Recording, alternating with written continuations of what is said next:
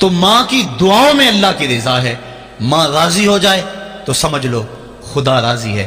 اللہ تعالیٰ جل شانہ نے ارشاد فرمایا وَقَضَىٰ رَبُّكَ أَلَّا تَعْبُدُوا إِلَّا إِيَّاهُ، تیرے رب نے یہ طے کر دیا ہے کہ اس کے علاوہ کسی کی پوجا نہیں کرو گے. وَبِالْوَالِدَيْنِ إِحْسَانًا، اور والدین کے ساتھ اس نے سلوک سے پیش آؤ گے. اِمَّا يَبْلُغَنَّ عِندَكَ الْكِبَرَ أَحَدُهُمَا أَوْ كِلَاهُمَا فَلَا تَقُل لَّهُمَا أُفٍّ وَلَا تَنْهَرْهُمَا، اگر تیرے پاس دو یا دونوں میں سے ایک بڑھاپے کو پہنچ جائیں تو پھر ان کے سامنے تو نے اف بھی نہیں کہنی، اور نہ ان کو جھڑکنا ہے، اور ان سے نرم لہجے میں بات کرنی ہے. جب ماں باپ جوان ہو، بچوں کی ضروریات پوری کر رہے ہیں، ان کے تعلیمی اخراجات اور ان کے معاشی سارے معاملات درست کر رہے ہوں، تو اس وقت تو والدین کی بچے تعظیم کرتے ہی ہیں. امتحان اس وقت شروع ہوتا ہے جب ماں باپ بوڑھے ہو جاتے ہیں اور چلنے پھرنے کی سخت بھی نہیں رہتی، صرف سانس کی ایک ڈوری لٹکی رہتی ہے. اور جس طرح بچہ اپنے بدن سے مکھی بھی نہیں اڑا سکتا تھا، اب یہ حالت ماں باپ پر آ گئی، اور بچے کی طرح مزاج چڑچڑا ہو گیا.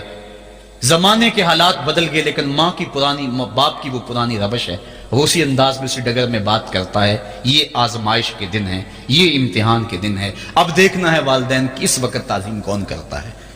فرمایا اما یبلغن عندک الکبر، اگر تیرے پاس وہ بڑھاپے کو پہنچ جائیں، دونوں پہنچ جائیں، یا تیری خوش قسمتی کہ دونوں میں سے ایک پہنچ جائیں یا دونوں پہنچ جائیں، تو پھر ان کی تو نے تعظیم کرنی ہے. کیا کیسے تعظیم کرنی ہے؟ فلا تقل لہما اف، تو نے ان کو اف بھی نہیں کہنا. حضرت امام فخر الدین رازی کے حوالے سے میں آج ہی صبح یا گزشتہ شب اف کی تشریحات دیکھ رہا تھا. انہوں نے 12-13 اقوال بیان کیے ہیں، لیکن 2 قول فرماتے ہیں. اف یہ ہے کہ انسان کے بدن کے اوپر جو شفاف رہتا ہو، صاف رہتا ہو، مٹی پڑ جائے، ریت کا ذرہ پڑ جائے تو اس کو پھونک مار کے اس کو ہٹاتا ہے، تو وہ پھونک سے جو آواز پیدا ہوتی ہے اس کو عربی میں اف کہتے ہیں. تو پھر اف ہر اس چیز کے لیے منقول ہو گیا جو ناپسندیدہ ہے. ایک تو قول یہ ہے کہ والدین کے سامنے اس احتیاط سے رہو. دوسری بات آپ فرماتے ہیں اف کا مفہوم یہ ہے کہ جب ماں باپ بوڑھے ہو جائیں تو بول و براز چارپائی پہ نکل جاتا ہے، اور انسان ان کو اٹھا کے ان کی خدمت کرتا ہے، صفائی کرتا ہے، کپڑے بدلتا ہے. انسان کی طبیعت میں جو فطری نفاست ہے اس کے تحت اس کو ماں باپ سے جو مکروہ اور ناپسندیدہ بو آتی ہے اس سے وہ بچنا چاہتا ہے. وہ نفرت ماں باپ سے نہیں ہوتی، وہ نفرت اس بدبو سے ہوتی ہے جو ماں باپ کے بدن سے یا چارپائی سے یا کپڑوں سے اٹھ رہی ہے. تو بندہ اپنے جو ہے وہ ناک پہ کپڑا رکھ لیتا ہے اس بدبو سے بچنے کے لیے. تو اف کے مفہوم کو بیان کرتے ہوئے حضرت امام رازی کہتے ہیں کہ انسان کو اس بات سے بھی روکا گیا ہے کہ تو اپنے ناک پہ کپڑا رکھ کے اگر ان کو صفائی کر رہا ہوگا تو ماں باپ کے نازک دل پہ کہیں یہ بوجھ نہ آ جائے کہ میرا بیٹا مجھ سے نفرت کر رہا ہے. اس لیے والدین کی تعظیم کا عالم یہ ہے کہ تو کھلے ناک سے ان کی خدمت کرے اور وہ بدبو سہتا رہے، اور اپنے ناک کے اوپر کپڑا بھی نہ رکھے کہ تیرے ماں اور تیرے باپ کے دل کے اندر اتنا خلال اور ملال بھی پیدا نہ ہو. یہ ہے اف کا زمرہ. حضرت امام حسن رضی اللہ تعالیٰ عنہ نے ساری زندگی اپنی والدہ حضرت فاطمہ الزہرا کے ساتھ بیٹھ کے کھانا نہیں کھایا تھا. ایک دن حضرت سیدہ فاطمہ نے فرمایا کہ بیٹا میرا جی چاہتا ہے کہ میرے ساتھ تم بیٹھ کے کھانا کھاؤ، لیکن تم نے کبھی بھی میرے ساتھ بیٹھ کے کھانا نہیں کھایا، کیا وجہ ہے اس کی؟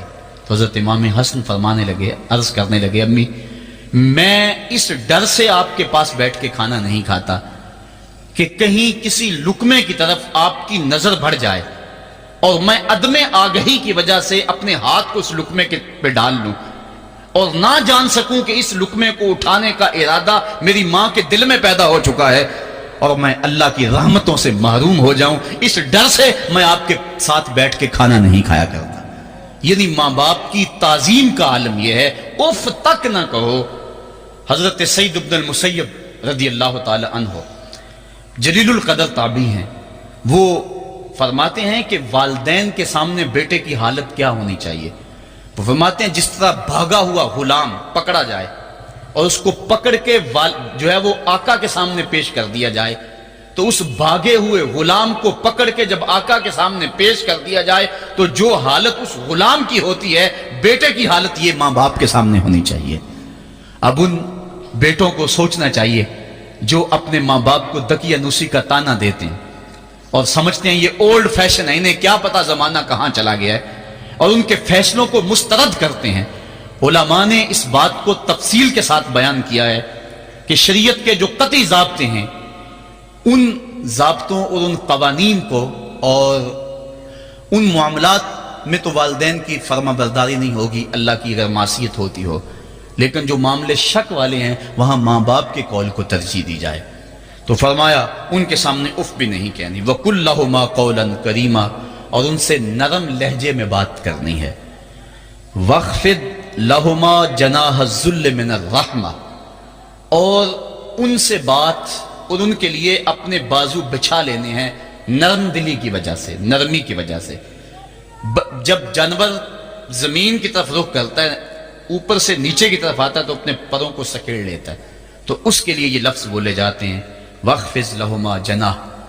تو اللہ تعالیٰ فرمایا جس طرح وہ جانور عزت سے اپنے بازو سکیڑ لیتا ہے اور پھیلاتا نہیں ہے، والدین کے سامنے تیری اکڑ، تیرا عہدہ، تیرا منصب، تیری شانیں، تو بڑا اونچا ہے، لوگ تجھے سلوٹ کرتے ہیں، تیرے ہاتھ چومتے ہیں، تجھے سلام کرتے ہیں، اونچی کرسیوں پہ تو بیٹھتا ہے، لیکن وہ سب وہاں چھوڑ دے اور ماں کے قدموں میں عاجز بن کے بیٹھ جا، باپ کے قدموں میں عاجز بن کے بیٹھ جا، وہاں اپنی اس کسی چیز کا لحاظ رکھ۔